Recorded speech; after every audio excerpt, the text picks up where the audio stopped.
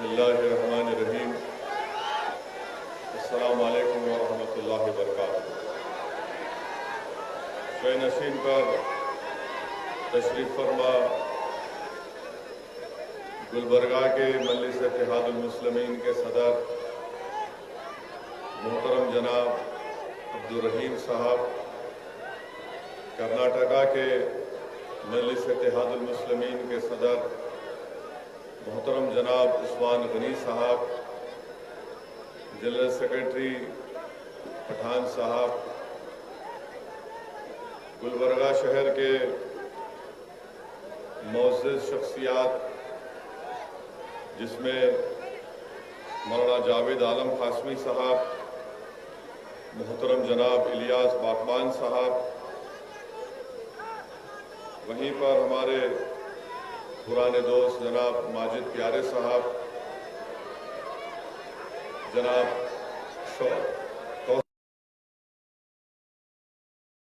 इत्तेहादुल मुस्लिमीन और शाहपुर से मजलिस के सदर हबीब पटेल साहब, जिवरगी के सिराज पटेल साहब, सीडम के मोहतरम जनाब अब्दुल खादर साहब, मेरे मजलिस रुफ़ा मौजूद हाज़रीन इकराम, अज़ीज़ान मिल्लत, मैं आप तमाम का शुक्रिया अदा करता हूँ कि आपने अपना कीमती वक्त निकाल कर आज मजलिस इत्तेहादुल मुस्लिमीन के इस कन्वेंशन में शिरकत की।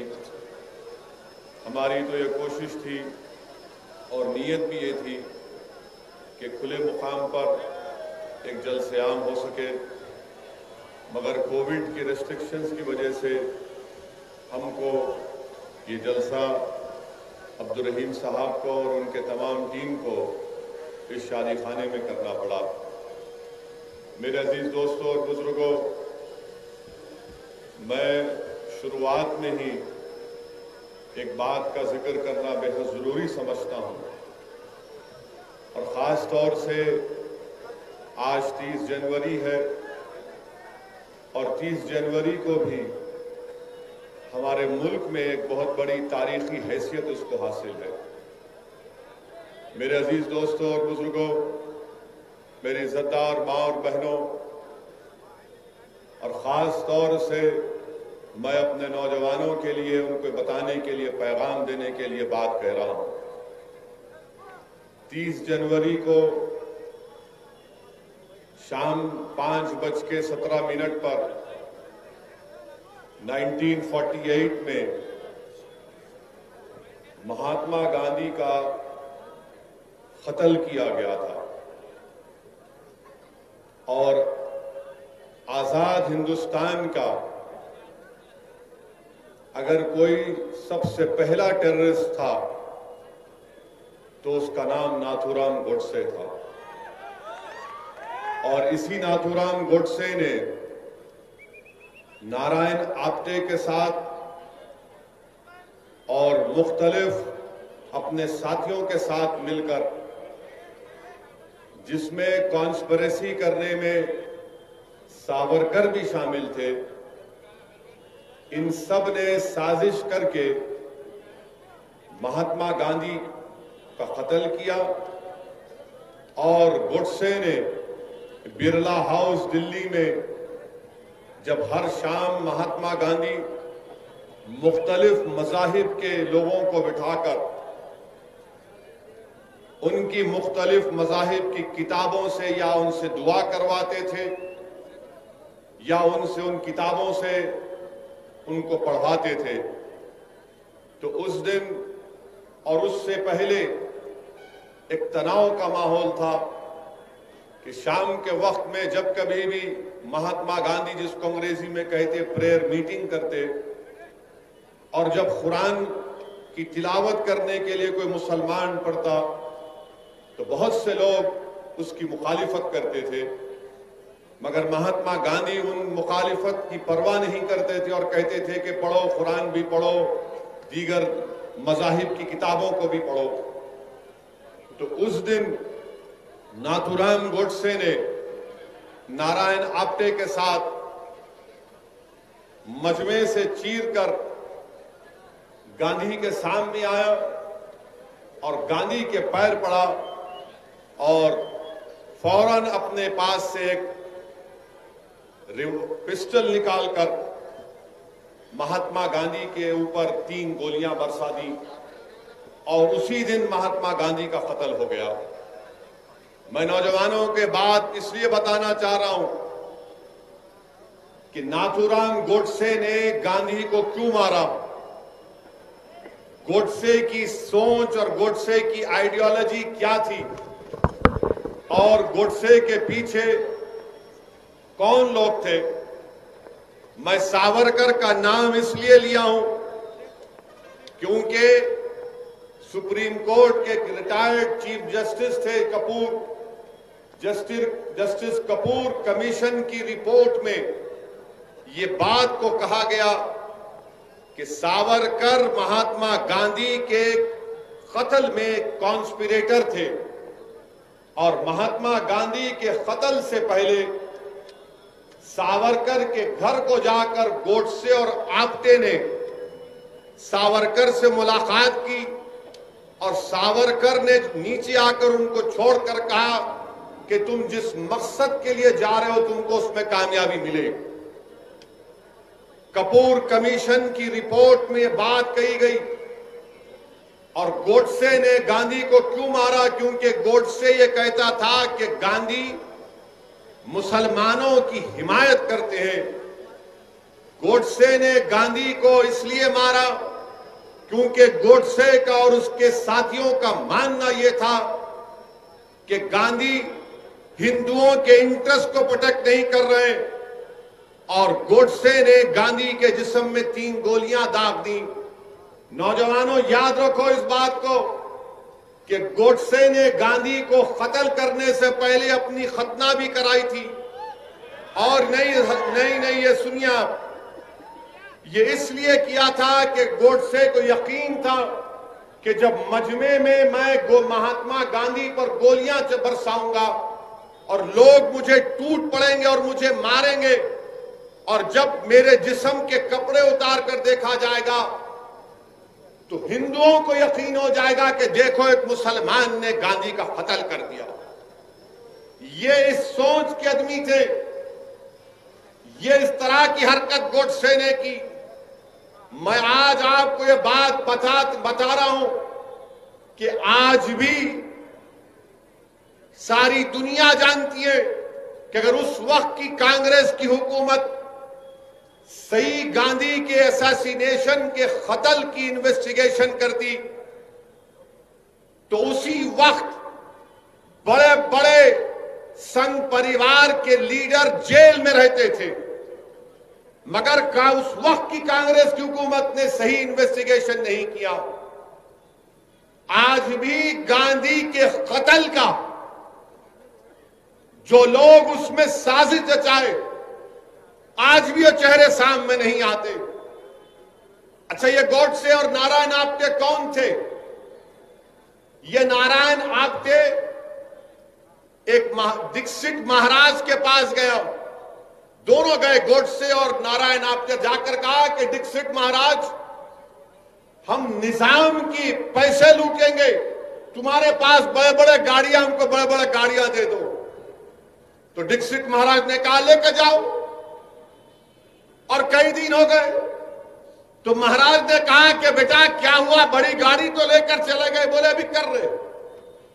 बाद में दीक्षित महाराज को समझ में नहीं आया तो गए, जाकर देखा तो क्या हुआ कि उनकी बड़ी अंपाला गाड़ी में नारायण आप्टे अपनी गर्लफ्रेंड के साथ इश्क रचा रहे हैं।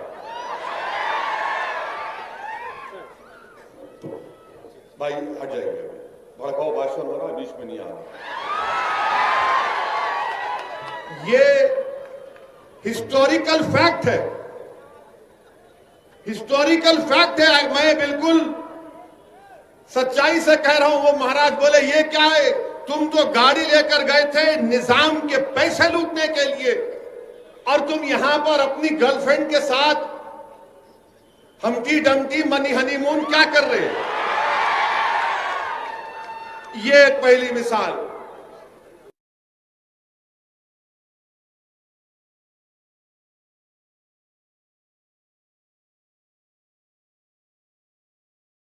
हम स्टैंड गन से हिफाजत करेंगे। अक्सरियती तबकों की स्टैंड गन ले लिए, उसको कॉक करना नहीं आया, इस्तेमाल करना नहीं आया। ये इनका बैकग्राउंड। और गोडसे का और एक बैकग्राउंड सुनो आप। गोडसे इस भारत देश का, आजाद भारत का सबसे पहला टेररिस्ट।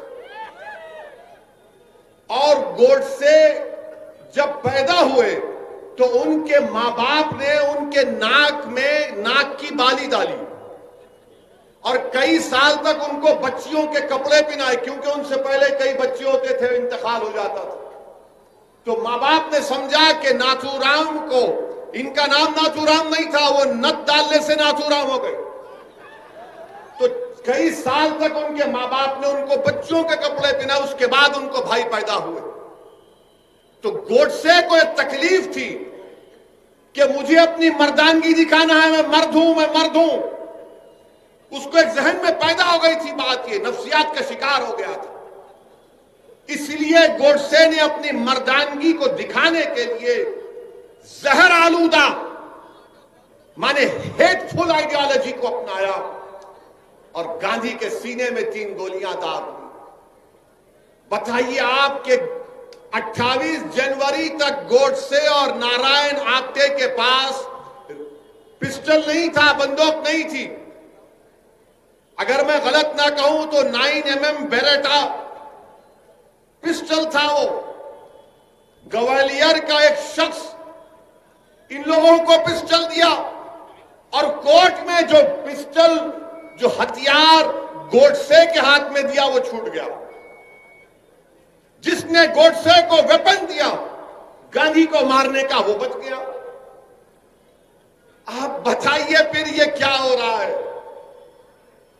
गोडसे ने और नारायण आप्टे को सजा हुई, उनको फांसी हुई, मगर आज भी आपसे कह रहा हूं कि जिन लोगों ने गोडसे को हथियार दिया, एक मर्तबा नहीं 5 मर्तबा बापू पर जान लेने का हमला इन 3 सबने मिलकर किया था।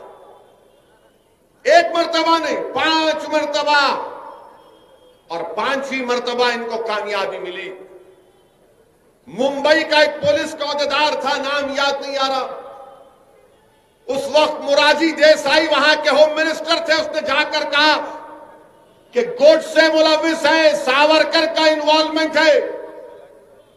तो मोरारजी भाई ने कहा क्या कह रहे हो, ये पूरी आग लग जाएगी, खामोश हो जाओ। कपूर कमीशन में पूरा खुलकर आ गया कि कौन कौन से लोग थे। मेरे अजीज दोस्तों और बुजुर्गों, अगर आज भी भारत में गांधी से मोहब्बत करने वाले हैं तो याद रखो, मैं तुमसे कह रहा हूं, या तो ये देश अंबेडकर के बनाए हुए संविधान पर चलेगा, ये देश गांधी की कुर्बानियों को रायगा जाने नहीं देगा, ये देश हमारे मुजाहिदीन आजादी जिसमें नेहरू, मौलाना अबुल कलाम आजाद, जौहर बरादरान, सुभाष चंद्र बोस, ऐसे कई लोग थे जिन्होंने अपना खून पसीना बहाया।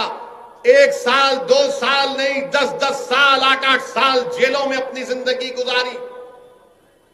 इन लोगों की कुर्बानी को अगर आप रायगा देना चाहते हैं और इस मुल्क को गोडसे के रास्ते पर लेकर जाना चाहते हैं तो यकीनन ये हम तमाम के लिए शर्मिंदगी की बात होगी कि गोडसे नफरत का पैगाम देता था। गोडसे नफरत की बुनियाद पर गांधी को मारा। गोडसे इस मुल्क को हिंदू राष्ट्र बनाना चाहता था। और मैं ये इसलिए कह रहा हूं कि जब गांधी के कत्ल के चंद दिन के बाद गांधी के बेटे दिल्ली के पुलिस स्टेशन में जाकर गोडसे से मुलाकात किए, वो देखना चाहते थे कि कौन है वो शख्स जिसने मेरे बाप का कत्ल किया। वो समझ रहे थे कि कोई दिखने में बड़ा डरौनी चेहरा होगा, हैवान होगा, मगर जब जाकर देखा तो कहा किसने मारा मेरे पिता को, तो कहा ये खुद आवाज आई कि मैंने तुम्हारे बाप को गोली मारी, मेरा नाम नाथूराम गोडसे है। क्यों मारी, गांधी के बेटे ने पूछा। तो क्या जवाब दिया गोडसे ने, कोई वजह नहीं, सिर्फ पॉलिटिकल पॉलिटिकल पॉलिटिकल वजह है। अब समझ में आई तुमको बात कि पॉलिटिकल पॉलिटिकल पॉलिटिकल। ये गोडसे के जितने मौजूदा चेले हैं जो इख्तिदार की कुर्सियों पर बैठकर भारत में हिंदू और मुसलमानों की नफरत पैदा कर रहे हैं, ये गांधी के मानने वाले नहीं, ये अंबेडकर के संविधान के मानने वाले नहीं, ये नेताजी सुभाष चंद्र बोस की कुर्बानियों को मानने वाले नहीं, ये जौहर बरादरान और मौलाना अबुल कलाम आजाद की कुर्बानियों को मानने वाले नहीं, ये गोडसे के जानशीन है। और ये तमाम गोडसे के जानशीनों ने ही, ये तमाम गोडसे के जानशीनों ने ही दिल्ली की सड़कों पर सिखों का कत्लेआम किया। ये तमाम गोडसे के जानशीनों ने ही भारत की सरजमीन में हिंदू और मुसलमानों में फसाद करवाया। ये तमाम गोडसे के जानशीन हैं जिन्होंने 6 दिसंबर को बाबरी मस्जिद शहीद की। ये तमाम गोडसे के जानशीन हैं जिन्होंने आसाम में नल्ली का मैसेकर किया। ये तमाम गोडसे के जानशीन हैं जिन्होंने मुरादाबाद में फसाद किया। हर जगह पर अगर देखा जाए तो गोडसे के चाहने वाले हैं, क्योंकि गांधी का जो चाहने वाला है, यकीनन गांधी हिंदू थे, अपने मजहब पर चलते थे, राम को बड़ा मानने वाले थे, मगर गांधी जिस मोहब्बत और अकीदे से राम को मानते थे, ये आज मौजूदा दौर के गोडसे राम के नाम पर मुल्क में नफरत पैदा करना चाहते हैं। क्योंकि जब गांधी को गोली मारी गई तो गांधी ने क्या कहा है? राम कहा। गांधी ने क्या कहा था? इसलिए नौजवानों, फर्क समझो। ये गोडसे के जानशीन जो आज हमारे सामने हैं, इनको पहचानो, जो नफरत पैदा करना चाहते हैं हमारे भारत में। इनके पास इख्तिदार होगा, इनके पास ताकत होगी, मगर याद रखो, इंसान की तारीख गवाह है कि हमेशा जीत मोहब्बत की हुई है, नफरत को शिकस्त हुई है, और इंशाअल्लाह ताला मोहब्बत गालिब होगी शिकस्त को, और ये नफरत को शिकस्त होगी इंशाअल्लाह ताला। इसीलिए मेरे अजीज दोस्तों और बुजुर्गों, ये बात आपके सामने अर्ज करना बेहद जरूरी था। और ये संघ परिवार के लोग बोलते हैं, नहीं गोडसे हमारे पास नहीं था। कहां से आया? आसमान से टपका उन्हें। गोडसे का भाई का फ्रंट लाइन मैगजीन का इंटरव्यू है संघ परिवार के लोगों। उनके भाई का नाम शायद गोपाल गोडसे था, जिन्होंने फ्रंट लाइन के इंटरव्यू ने कहा कि अडवाणी झूठ बोलता है। हमारा भाई नाथूराम गोडसे संघ परिवार का इंटेलेक्चुअल वर्कर था। हम बचपने से आरएसएस से वाबस्ता थे। और आप कहते नहीं नहीं, अरे कितना नहीं नहीं बोलेंगे, हर चीज तुम्हारी सामने है। और तुम ये समझ रहे हो कि बिल्ली अगर आंख बंद करके दूध पीती है तो दुनिया नहीं देखती, दुनिया जानती है आप कहां से आ रहे हैं। मेरे अजीज दोस्तों और बुजुर्गों, एक और वाकया सुनो। जब नाथूराम गोडसे को कोर्ट में फांसी की सजा दी गई थी, तो कोर्ट में बैठने वाले वकील और लोग रो रहे थे। वो समझ रहे थे देखो कितना बड़ा देशभक्त है गोडसे, उसको फांसी की सजा दे दी गई। क्या आज तुम नहीं देखते नजारे वो? क्या आज तुम नहीं देखते नजारे वो कि जो लोगों का कत्ल करते हैं? रकबर खान को राजस्थान में एक शख्स ने जिंदा जला दिया, वीडियो निकाला, फिर कुड़ाड़ी से उसको मारा, वीडियो आज भी है। जब उस शख्स को राजस्थान के अदालत में लाया गया तो उसको जुलूस की शक्ल में लाया गया, जैसा लाया गया कि इनके बहन का शौहर था और अपने पहले मर्तबा अपने ससुराल को आ रहा है। और कोर्ट की बिल्डिंग पर खड़े होकर एक भगवा झंडा लहरा दिया गया, एक भगवा झंडा लहरा दिया गया। क्या तुम नहीं देखते? क्या तुमने नहीं देखा, हमारी आंखों ने नहीं देखा कि जब झारखंड में एक शख्स को 20 रोड पर मारा गया पकड़कर, सिर्फ इस झूठे इल्जाम पर कि उसके पास गोश्त निकला, अदालत ने उन मुल्जिमीन को कातिल करार दिया, हाई कोर्ट से बेल हुई तो एक मरकजी वजीर उन कातिलों का खैर मुकद्दम करते फूल का हार पहनाकर।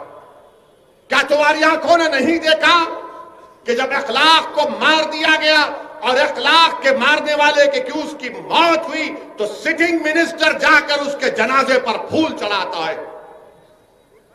क्या तुम्हारी आंखों ने नहीं देखा कि भारत में जुलूस निकाले गए कि देश के गद्दारों को गोली मारो फुला फुला को? मेरे अजीज दोस्तों और बुजुर्गों, इसीलिए मैं कह रहा हूं, इस देश को अगर बचाना है तो गोडसे के जानशीनों से बचाना है। इस भारत को अगर बचाना है तो गोडसे की नफरत की आइडियोलॉजी से बचाना है। और मैं आज देखा टीवी पर हमारे मुल्क के वजीर आजम प्रधानमंत्री बापू को खराजी अकीदत पेश करते राजघाट जाकर। क्या हमारे मुल्क के वजीर आजम को नहीं मालूम कि जस्टिस कपूर कमीशन की इंक्वायरी ऑफ रिपोर्ट में बात कही गई कि सावरकर को कॉन्स्पिरेटर थे? बताओ क्या यह झूठ है या सच है? आप गांधी को भी खराजी अकीदत पेश करेंगे और सावरकर को भी अपना हीरो मानेंगे? अरे ये कैसा मुमकिन है? दो समंदर के किनारे कभी एक नहीं हो सकते। मगर ये काम आज बीजेपी और संघ परिवार आपके सामने देख लो। आप मेरे अजीज दोस्तों और बुजुर्गों, ये बात आपको समझना बेहद जरूरी है, क्योंकि अगर हमको इस मुल्क को बचाना है तो नफरत की आग को बुझाना पड़ेगा।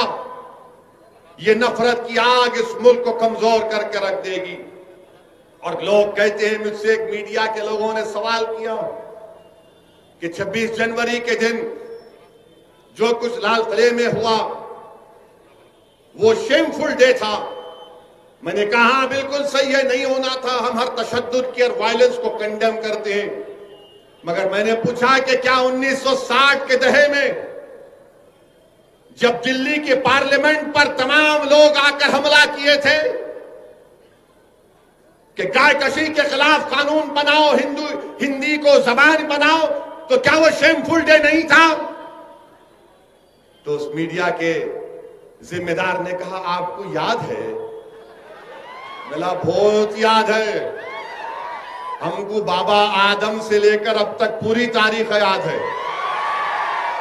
मैंने कहा, इस दिल्ली की सड़कों पर सिखों को उनके जिंदा सिखों के गलों में जलते हुए टायर डाले गए।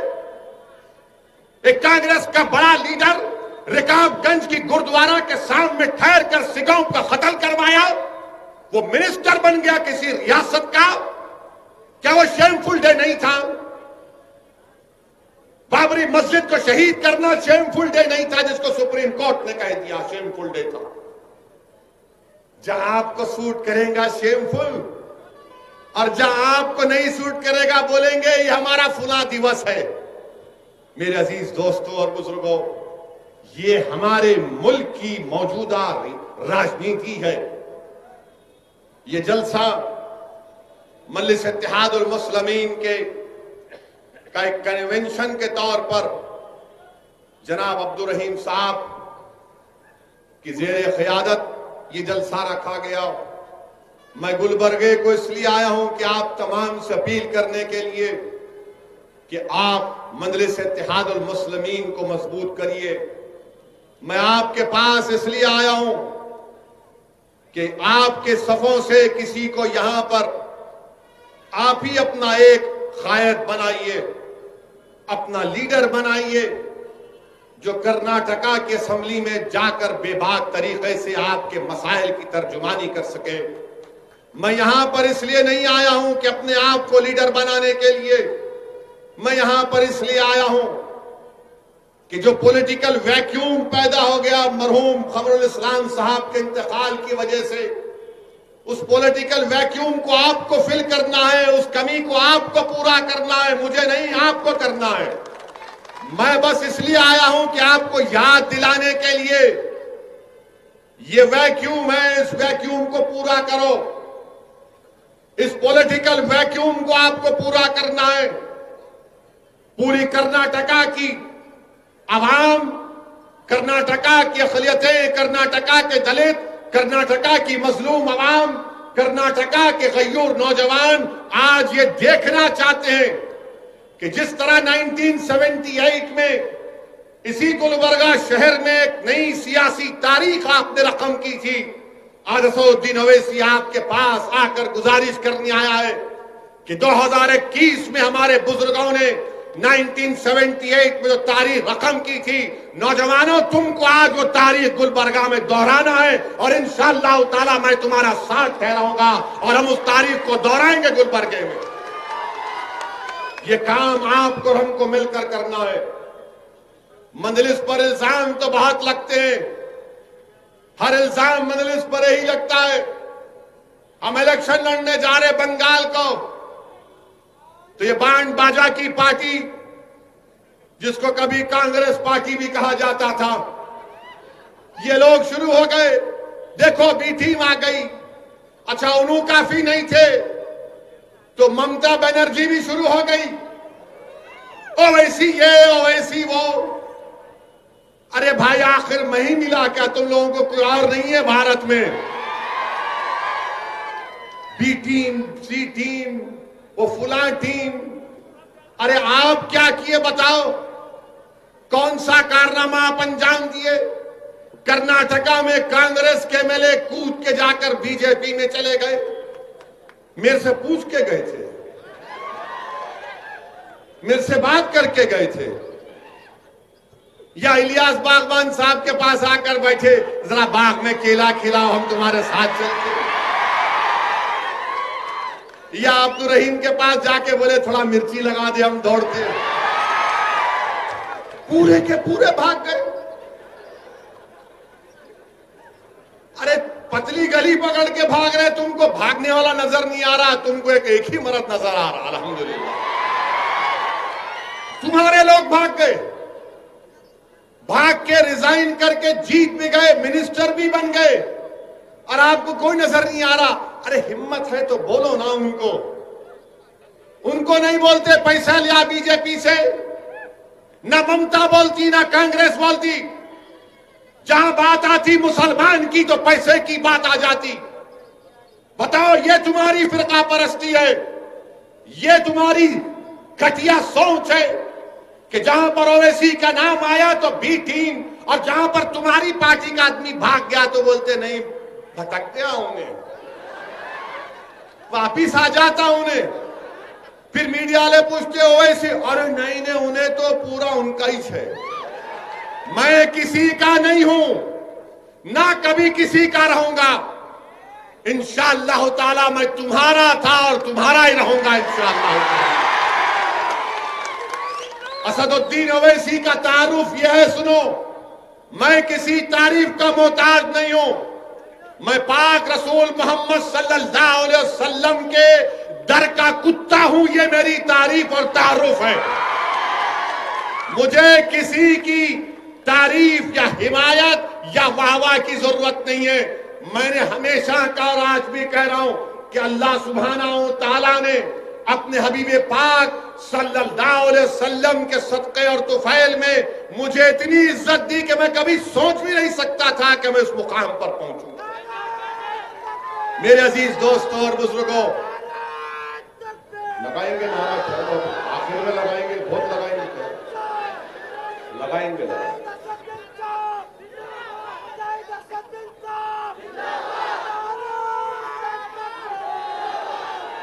अरे मेरे शेर मेरे साथ नारा लगाओ, नारे तकबीर, नारे तकबीर। अब एक और नारा लगाना है, वो किसानों तक जाना। वो लड़ रहे मोदी के खिलाफ सिंगूर बॉर्डर पर। मेरे शेरों लगाएंगे नारा आप तो लगाओ, हिंदुस्तान, भारत, भारत। जरा जोर से पुकारो, ऐसा नहीं होता अभी से तुम हाँ हाँ कर रहे, हाँप रहे क्या? जरा पूरी ताकत के साथ पूरा हिल जाना। भारत, भारत का किसान, भारत का किसान, भारत का किसान। आप बैठो। ये मजा नहीं आता कांग्रेस दूसरी पार्टियों में,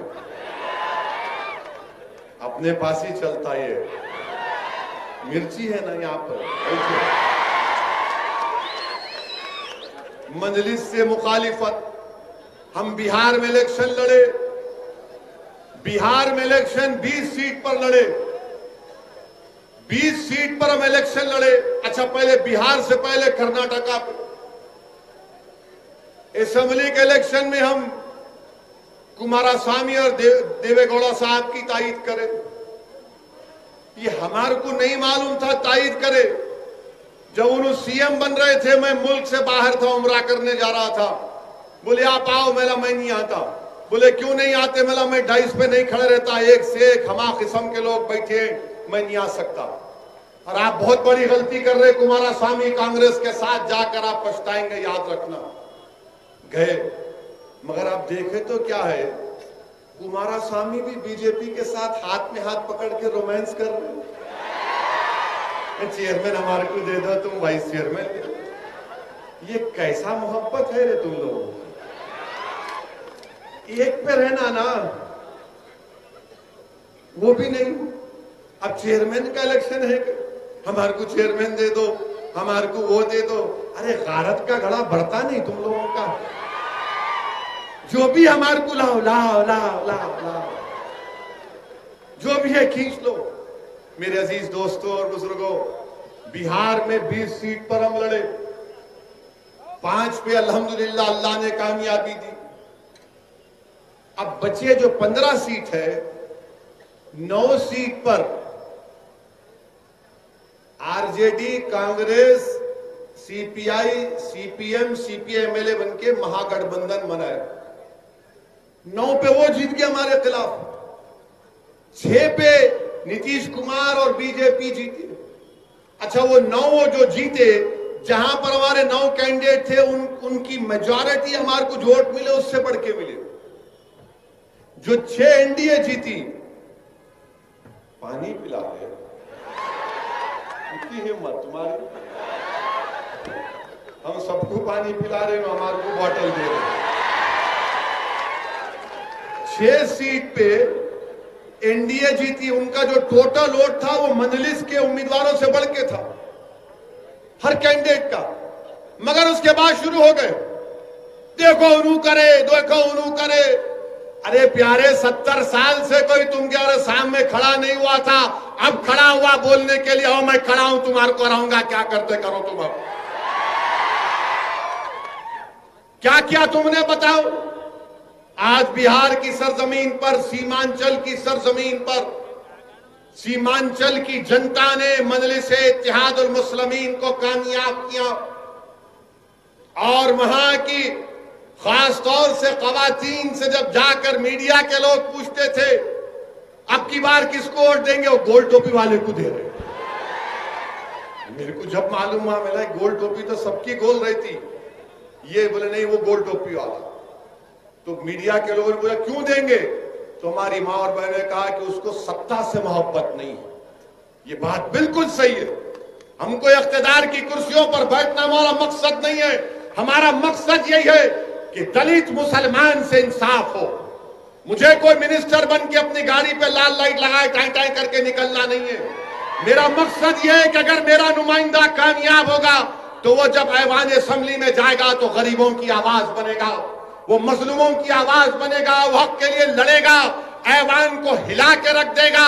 हमको अब तक हम सिर्फ ओहदों के लिए कामयाब करते आए, अब हमको ओहदों की जरूरत नहीं है, मिनिस्टर की बनने की जरूरत नहीं है। हमको बेबाक नुमाइंदे चाहिए जो मुसलमानों के मसाइल को समझे, जो दलितों के इंसाफ के लिए लड़े। ये मजलिस-ए-इत्तेहादुल मुस्लिमीन का पैगाम। इसीलिए आज आप देखते हैं कि जहां हम जाते हैं वहां पे शुरू हो जाते। मेरे अजीज दोस्तों और बुजुर्गों, कर्नाटका में इंशाअल्लाह ताला आने वाले बल्दिया के इंतखाबात में, चाहे गुलबर्गा हो, बीजापुर हो, बिदर हो, जहां कहीं भी हम लड़ेंगे इलेक्शन इंशाअल्लाह ताला। इलेक्शन का आगाज बल्दिया के इलेक्शन से होगा। बल्दिया में आप कामयाब करेंगे तो असेंबली में इंशाअल्लाह ताला कामयाबी मिलेगी। असेंबली में कामयाबी मिलेगी तो फिर दिल्ली को आप किसी को अपना रुकने पार्लिमान बनाकर बजाएंगे। लोग कहेंगे असदुद्दीन ओवैसी तुम हमको सपने दिखा रहे हो, तुम हमको ख्वाब दिखा रहे हो। मैं तुमसे कह रहा हूं कि अभी भी कह रहा हूं कि ख्वाब देखना शुरू करो, तुम ख्वाब देखना शुरू करो। इंशाअल्लाह ताला हम मेहनत करेंगे, जुस्तजू करेंगे, कुर्बानियां देंगे, लड़ेंगे, जेल को जाएंगे, हुकूमतों से टकराएंगे, मगर ये वक्त हमारे ख्वाबों को पूरा करने का है। अगर आज नहीं करेंगे तो आने वाली नस्ल हमसे कहेगी कि अब्बा जब तुम 30-35 साल के थे, अगर तुम थोड़ा सा मेहनत कर लेते, अगर तुम थोड़ा सा मजलिस का परचम उठा लेते तो वही परेशानी का मुझे सामना नहीं करना पड़ता अब्बा जो तुमने अपनी जवानी में तकालीफ उठाई थी। तो आने वाली नस्ल के लिए हमको अपनी सियासी जदोजहद करना है, अपनी आने वाली नस्लों के लिए, उनके रोशन मुस्तकबिल के लिए। और भारत की तल हकीकत याद रखो नौजवानों, इस मुल्क की तल हकीकत यह है कि जिसके पास आवाज है, जिसके पास उसके नुमाइंदे हैं, उसी की बात को सुना जाता है। जिसके पास कोई नहीं है उसको कोई नहीं सुनता। इसीलिए मेरे अजीज दोस्तों और बुजुर्गों, मुत्तहिदा तौर पर अपने के कोर्ट का इस्तेमाल करिए। कांग्रेस पार्टी अब में दमखम नहीं है, मैं बार बार कह रहा हूं, इनसे नहीं हो पाएगा, इनसे नहीं हो पाएगा। इनको बड़ी तकलीफ जरूर होगी कि ये गुलबर्गा में आकर, कर्नाटका में आकर, मुल्क मुल्क में जाकर हमारे बारे में ऐसी बात कर रहा है। अरे हकीकत यही है। अगर आज मुल्क में यूएपीए का कानून में मासूम लोग जेलों में सड़ रहे हैं, 80 साल के बूढ़े को ऐनक नहीं दी जाती, पीने के लिए स्ट्रॉ नहीं दिया जाता, तो फिर इसका जिम्मेदार यही कांग्रेस पार्टी है, यही कांग्रेस पार्टी है। इन्होंने यूएपीए बनाया था। फिर जब 2008 में चिदम्बरम थे मिनिस्टर, होम मिनिस्टर, मैं यूपीए में था, मैंने मुखालिफत की, आपने यूएपीए को और मजबूत किया। फिर अमित शाह ने कानून लाया 2019 में, यही कांग्रेस ने लोकसभा राज्यसभा में उस कानून की तायीद की। आज आकर आप हमसे पूछते हैं कि बताओ ये क्या हो रहा है, तुम क्यों लड़ रहे हो? याद रखो, मैं जब तक अल्लाह मुझे जिंदा रखेगा इंशाअल्लाह ताला मैं लड़ता रहूंगा। और एक बात याद रखो आप कि कभी हारने से डरना नहीं, कभी हारने से नहीं डरना। आज हारे कल जीतेंगे इंशाअल्लाह। जिस दिन तुम ये हार का खौफ अपने दिलों से निकाल दोगे, हार का खौफ अपने दिलों से निकालो, जीत की उम्मीद रखो और जुस्तजू करो, मेहनत करो, तुम देखोगे कि तुम्हारे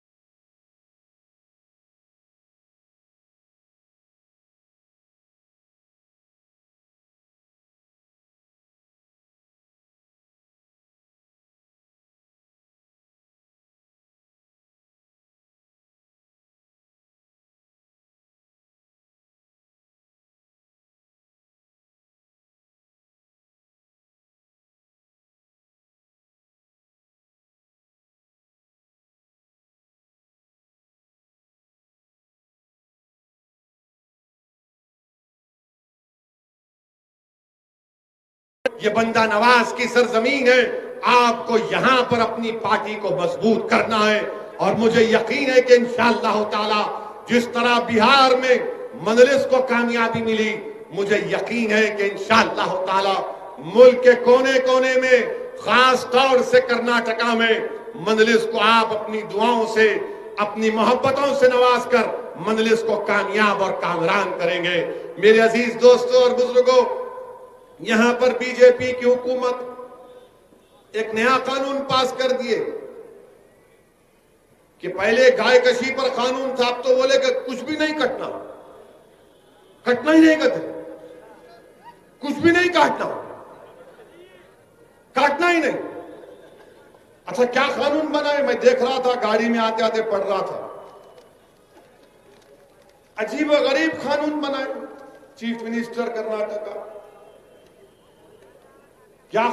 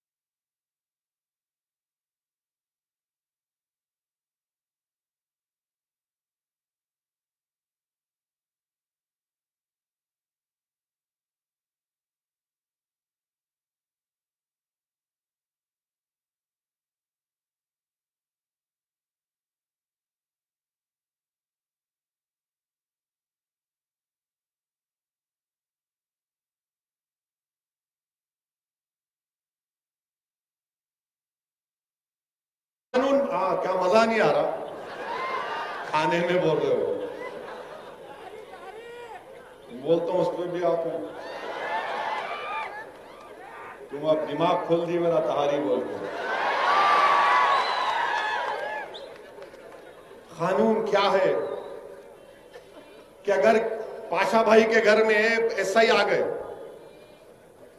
पुलिस स्टेशन के घर में पाशा भाई के पुलिस वाले आके बोले तुम्हारे पास 2 भैंसा खड़े हुए पाशा भाई, तुम बोले हाँ दूध देते, नहीं नहीं नहीं तुम काट रहे हो उसको, मैं लिख जा रहा हूं, मैंने कानून में लिखे हूं।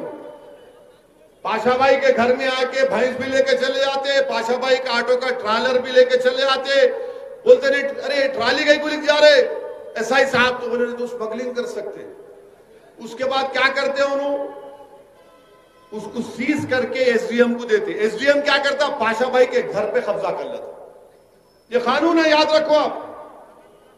पाशा भाई घर पे कब्जा कर लेता। अब एसडीएम ये भी कर सकता, करो नहीं ये घर में उन्होंने काटे या काट सकते, मैं घर को बेच देता हूं। ये कानून बनाया। और वहां दिल्ली में बैठ के दिल्ली के मौजूदा बादशाह बोलते भाइयों बहनों सबका साथ सबका विकास। अरे कहीं का भैंस का साथ दे रहे, किसका साथ दे रहे आप? सबका साथ सबका विश्वास सबका सबका, अरे सबका सबका कहां है भाई? पाशा भाई की भैंस को लेकर जाएंगे, पाशा भाई की ट्राली को लेकर जाएंगे, पाशा भाई के घर को लेकर जाएंगे और बेच भी देंगे। और कोर्ट में जब कोर्ट में कुछ फैसला है ना, घर को लेकर बेच देंगे। ये कानून बना है, अजीब और गरीब कानून। अच्छा फिर उसके बाद आपको मालूम कि चाहे भैंस हो बैल हो, ये जितने कैटिल हैं, इसकी कोई चीज खराब नहीं जाती। इसकी हड्डियां जेलेटिन फार्मास्यूटिकल में जाते। सींग जो होते हैं, सींग से बटन बनता, मत नहीं बनाते बटन। तुम बटन बगैर बटन के पहनो, हमको बगैर बटन कर रहे, तुम बगैर बटन करो, दिखाओ चलो। उससे सींग से बटन बनता। आपको मालूम कि ये जो हड्डियों की और जेलेटिन की इंडस्ट्री कितनी है? 2000 करोड़ की इंडस्ट्री है ये पूरे मुल्क में।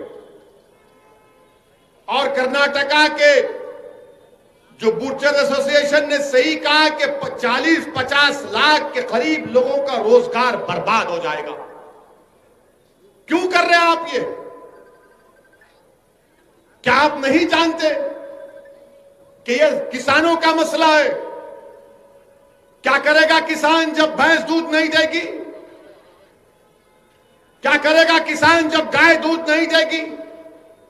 आप खरीदो ना उन लोगों से, खरीदो उन लोगों से जब गाय और भैंस दूध नहीं देती, खरीदो आप। अब आप देखेंगे कि पूरे छोड़ देंगे गाय और भैंस को, वो किसानों के फसलों को जाकर खा लेंगे। इस तरह का कानून आप बना कैसा बनता? वो मुर्गी के चमड़े से बनता, बकरी के चमड़े से बनता। क्रिकेट खेलेंगे मगर तू मटन नहीं खाना। ये क्या बात है भाई मेरे, क्या बात है बताओ आप? एक मजाक बना के रख दिए इस मुल्क में आप। अच्छा फिर आप देखें, हाँ चप्पल भी। अच्छा बात करें कि बीजेपी वाले बोलते क्या ओवैसी संविधान में नहीं लिखा है आर्टिकल 48? प्यारे मेरे कान में फूल नहीं है, मैं भी थोड़ा पढ़ा लिखा हूं। डायरेक्टिव प्रिंसिपल है। आप याद रखो नौजवानों, कहीं डिबेट हुई तो तुम्हारे को बोल आर्टिकल 48 है, तुम बोलना आर्टिकल 47 पढ़ा तू। अरे जाहिल हौले, पढ़ा नहीं पढ़ा बोल। आर्टिकल 47 क्या बोलता मालूम आपको? भारत का संविधान का आर्टिकल 47 ये बोलता कि हुकूमत की जिम्मेदारी है कि न्यूट्रिशन, ताकत में, बच्चों में, भारत के बाशिंदों में न्यूट्रिशन का इजाफा हो। दूसरा बोलता कि आपकी जिंदगी का मियार उठे। तीसरा यह बोलता कि लोगों की सेहत अच्छी हो। और चौथा आर्टिकल 47 ये बोलता कि साइंटिफिक टेम्परामेंट पैदा हो। आर्टिकल 47 में न्यूट्रिशन। अच्छा आप देखो बाप, कर्नाटका में नेशनल फैमिली हेल्थ सर्वे का चौथा राउंड हुआ। उन्होंने क्या कहा कि शेड्यूल ट्राइब, शेड्यूल कास्ट के खास तौर से इसमें 39% बच्चे स्टंटेड हैं, यानी जो उनका हाइट होना उससे कम होता। आप बताओ कि गरीबों के, शेड्यूल कास्ट के, शेड्यूल ट्राइब के बच्चों का जो स्टंटेड ग्रोथ है 37%, और अंडर नरिश्ड यानी उनका वजन जो उम्र में रहना नहीं होता वो कितने 40%, और एनीमिया में खून नहीं है 56% कर्नाटका में ऐसे बच्चे जो 6 साल की उम्र को पहुंचे तक एनीमिक होते। अब आप क्या कर रहे हैं इन लोगों? अच्छा आपको मालूम, अगर आप बड़े का कलेजी खा लिए, बड़े की खाए कलेजी का भी खाए ना, कितने लोग खाए? हाथ उठाओ। या नहीं खाए? शर्माओं को खाए तो खाए, कोई चुन नहीं है। आपको मालूम एक कलेजी अगर आप खाए तो 1.5 किलो दाल से ज्यादा उस कलेजी में ताकत होती। मैं ये नहीं बोल रहा हूं दाल नहीं खाना, मैं तो बहुत मजे से खाता हूं दाल को। वो इसलिए कि ये साइंटिस्ट ने कह दिया कि कलेजी खाने से iron, zinc, vitamin A, B12, calcium का उसमें बहुत ज्यादा होता। अच्छा मैं हमारे सलीम साहब को बोला था गुलबर्गे में दाल की कीमत तो मालूम कर लो। चना दाल 180 रुपए किलो, माशाल्लाह सही है। मिर्ची से मूंग दाल 90 रुपए किलो, मसूरी की दाल वो भी 90, तूर दाल 105 रुपये, और बड़े की कीमत 280 रुपये। 280 कलेजी ला के पका के खा तो गरीब टन टनाटन दौड़ता हूं मैं।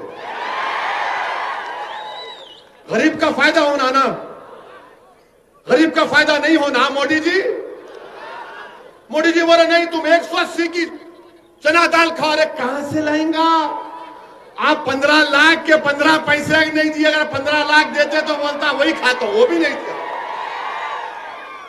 ये साइंस है। मेरा बोलने का तरीका समझाने के लिए बोल रहा हूं, मगर ये साइंस है। और ये बोल रहे कानून बना रहे आप, हमारे चीफ मिनिस्टर कर्नाटका। अच्छा फिर आप ये भी देख लो भारत में कितने लोग गोश्त का बीफ खाते, बीफ और बफलो। 2011 का सेंसस है 8.35 करोड़ लोग बीफ और बफलो खाते। पूरे गरीबा हैं, दलित, शेड्यूल ट्राइब, शेड्यूल कास्ट, मुसलमान, पूरे गरीबा हैं। कोई बकरे का गोश्त नहीं खा सकता। अपने बच्चों को ताकत दिला। जो लेबर काम करता, एक टाइम का खाना खाता, आप भूखा रख रहे पूरे देश में। पूरा देश गरीबों से भूखा है। आप बोलते मैं डाला ना पैसे, अरे कहां डाले भाई? मेरे अजीज दोस्तों और बुजुर्गों, अच्छा ये लोग बार बार बोलते नहीं ये खाली ओवैसी बोलता बड़ा बड़ा Kalyani biryani. Indus valley civilisation, 5000 साल पुराना सिविलाइजेशन, वहां जाकर वहां के एक्सपर्ट्स आसारे कदीमा के खोद के निकाले तो किसकी हड्डियां निकले मालूम पड़े कि 5000 साल पुराना इंडस वैली सिविलाइजेशन। और आप बोलते नहीं करना। हम चीफ मिनिस्टर से इतना बोल रहे कि आप लाखों लोगों को बेरोजगार कर देंगे, और जब गरीब बेरोजगार हो जाएगा, उसके पास काम नहीं होगा, तो फिर गरीब क्या करेगा बताओ? जब जानवर नहीं कटेगा, खेतों में जाएगा, किसानों की फसल को खा लेगा। आप खरीदो ना भाई, फिर आप वो भी नहीं, ना कानून बना दिए।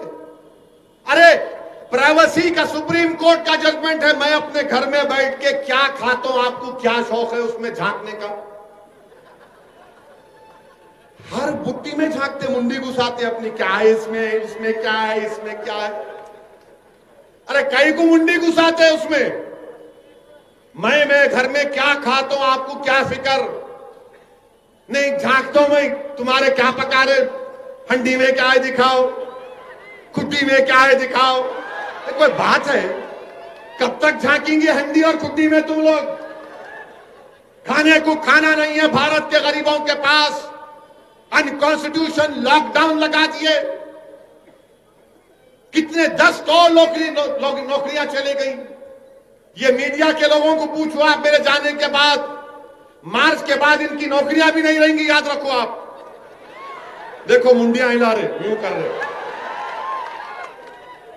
उनको मालूम मार्च के बाद कोई नौकरियां नहीं रहेंगी मीडिया की, इनकी भी नौकरी जाने वाली है। मगर मोदी जी क्या बोलेंगे? गोश्त मत खाओ मित्रों, नारा लगाओ, नफरत फैलाओ। क्या हो रहा है? ये मुल्क कहां किस रास्ते पर जा रहा है? और फिर उत्तर प्रदेश में तो एक नया कानून बना दिया उन्होंने। टाइम है ना, 15 मिनट है। उत्तर खत्म कर दो तुम, नहीं तो योगी आदित्यनाथ बोलेंगे मेरे पे नहीं बोले, बोलेंगे पाशा, सब पे बोलेंगे। हम नहीं बोले तो कौन बोलता ही नहीं आजकल। नहीं गूंगे नहीं है, हमारी तकरीर यूट्यूब पे सुन के बोलते वाह क्या बोले, कतर लो। उत्तर प्रदेश में एक कानून बनाए, वही कानून यहां पे चीफ मिनिस्टर बनाते बोल रहे। क्या कानून है मालूम आपको? मजहब तब्दीली का कानून। अब आप पेट पकड़ के हंसीगे, देखो अभी बात में। अच्छा कानून कैसा कानून है सुनो आप। कानून ये बोल रहा है कि अगर इज्तिमाई तौर पर कोई अपना मजहब तब्दील कर लिए तो उस पर यह कानून लागू होगा, पकड़े जाएंगे। अच्छा इज्तिमाई माने कम से कम 30-40 तो होना ना, नहीं ओनली 2 है तो भी कानून लागू होता है, 2 भी कबूल करे तो मास कन्वर्शन। अरे पाशा तेरे को अंग्रेजी कौन सिखाए ये कानून बनाने वाले को? 2 लोगों का मास कन्वर्शन होता, 2 लोगों की शादी होती। अच्छा फिर इनका सेक्शन 2(1) क्या बोल रहा? अगर मैं आज तकरीर करा इस्लाम के बारे में और इसमें से कोई शख्स बोला कि भाई तुमने इस्लाम को बेहतरीन तरीके से बताया, मैं अशहदु अल्ला इलाहा इल्लल्लाह व अशहदु अन्ना मुहम्मद रसूलुल्लाह पढ़ता हूं, वो कानून क्या बोल रहा? नहीं इनकी इनू करे, इन पर भी केस बुक करो। नहीं कन्वर्टर कहते, मैं कन्वर्टर, गाड़ी का कंडक्टर कन्वर्टर है ये, मैं कन्वर्टर। मेरी बात सुन के अगर कोई दीन कबूल कर लिया उस पर भी केस लगाएंगे। और फिर आप क्या बोल रहे हो उस कानून में? कानून में क्या बोल रहे कि एडिंग एबेटिंग का सेक्शन 2(1) और उसके बाद अच्छा इसमें हैरत अंगेज बात देखो आप, सेक्शन 4 में अगर एक मियां बीवी किसी बच्चे को गोद ले लिए, बच्चा जाके कंप्लेंट दे सकता है मेरे अम्मा अब्बा मजहब तब्दील कर लिए, केस बुक करो। नहीं हंसने का नहीं है, वो दिमाग वाले हो लगा, वो पूरा फर्स्ट फ्लोर खाली खाली खाली खाली। और फिर ये भी बोलते कि रोड चलता आदमी जाके कंप्लेन कर सकता, मैं बदल दिए मजहब इनू, कैसा मालूम तेरे को? नहीं, मैं रोड चल रहा था देखा, केस बुक कर दो इस पर। वो कानून में डाल दिए, सेक्शन बोल रहा हूं आपको 83। और 83 में क्या है, अगर कोई अपना मजहब तब्दील करना चाह रहा है तो उसको जाके डिस्ट्रिक्ट मजिस्ट्रेट को लेटर लिख के देना, साहब मैं तंग आ गया अपने पुराने मजहब से, नया मजहब बदलना चाह रहा हूं।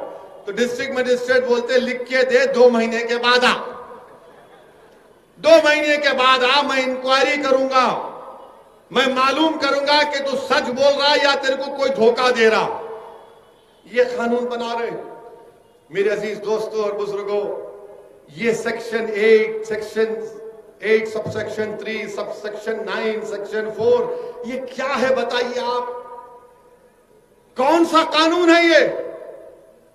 मैं अपने मजहब पर चलूं, मैं एक अल्लाह को मानूं, मैं हजारों खुदाओं को मानूं, मैं किसी खुदा को ना मानूं, मैं किसी और मजहब पे चलूं, आपका इख्तियार कौन है उसमें? हुकूमत कौन है मेरे को बोलने वाली?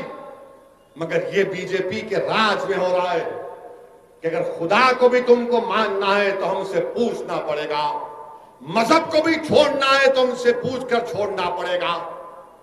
और शादी कर रहे, तुम लोग शादी कर रहे, इतनी मोहब्बत हो गई, देखो शादी नहीं करे तो भी शादी कर रहे। अब आप देखो, आप इसमें 86 लोगों पे केस बुक हुआ जिसमें 79 मुसलमान, 86 में 79 मुसलमान, जिसमें ईटा के 26 एक ही खानदान के, जिसमें 5 खवातीन, 2 मासूम बच्चियां।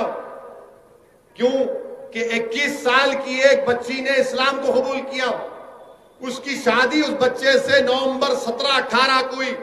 वो कानून 1 हफ्ते के बाद आया। जब कानून नहीं है तो कानून में नहीं बुक कर सकते ना। नहीं, योगी का कानून है, कोई का कुछ नहीं। हमारे कॉन्स्टिट्यूशन में आर्टिकल 20 सबसेक्शन 1 क्लियरली बोलता, अगर कोई कानून नहीं है तो उस पर केस नहीं बुक हो सकता। मगर इसको बच्चे को जेल में डाल दिया और उसको जेल में रहना पड़ा। और फिर आप हैरत की बात देखेंगे, हैरत की बात, बरेली में 2 मुस्लिम लड़कियां अपना मजहब तब्दील करके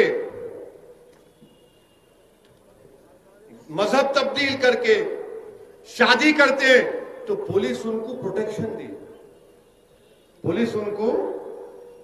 दी।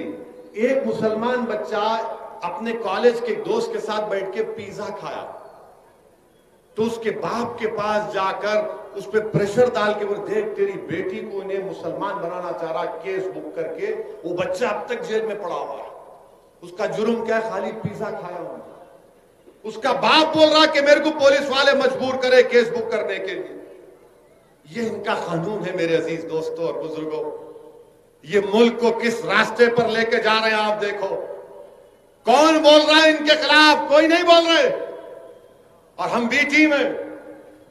और मेरे अजीज दोस्तों, अब ये बीजेपी वाले बोलेंगे हो रहा नहीं हो रहा। अरे दीवाने, इंडियन पिनल कोड का आईपीसी 493 के अगर मैं किसी को धोखा देकर शादी करता हूं, कोई मर्द अगर किसी औरत को धोखा देकर शादी करता तो सजा है 10 साल की। सेक्शन 503 आईपीसी का क्या है? कानून मौजूद है। मगर अब क्या हो रहा, अब ये जो नाम निहाद जो सेकुलर लोग हैं ना, जब मैं ट्रिपल तलाक पे आकर हम मुखालिफत कर रहे थे, जुलूस निकाल रहे थे, ये सब बोल रहे थे असदुद्दीन ओवैसी क्या कर रहे हैं आप मुस्लिम बहनों पर जुल्म कर रहे हैं, उनको कुचला जा रहा है, दबाया जा रहा है, आप क्यों साथ दे रहे हैं? मैंने कहा शादी एक सिविल मैटर है, शादी एक सिविल मैटर है, इसमें क्रिमिनल पीनल प्रोविजन नहीं आना चाहिए। आज वही लोग मेरे को फोन करके बोले कि असद साहब, उस वक्त अगर हम आपकी बात को समझ जाते तो आज हम ये गलती नहीं करते थे। शादी कोई भी किससे भी कर सकता है, कौन रोक सकता भाई? इश्क आ गया बोलता मैं मजनू हो गया, बस आंखों पे पर्दा पड़ जाता, कुछ